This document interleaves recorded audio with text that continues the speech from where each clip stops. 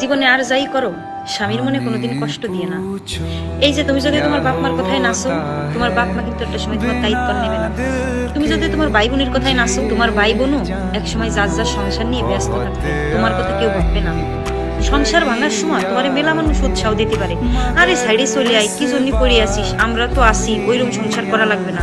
কিন্তু তুমি সংসার একবার সাইডে দেখো, 1 মাস 2 মাস সর্বোচ্চ 3 মাস তোমার সবাই ভাত খাবে।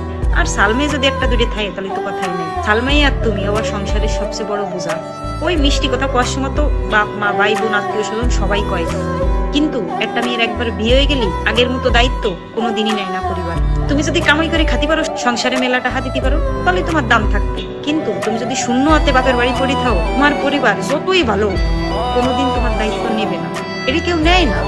বিয়ের আগে যে দায়িত্বটা সবার থাকে, বিয়ের পরে একটা থাকে না, সংসারের বোঝা হয়ে যায়। সংসার ছাড়ার সময় সবাই উৎসাহ দেয়, কিন্তু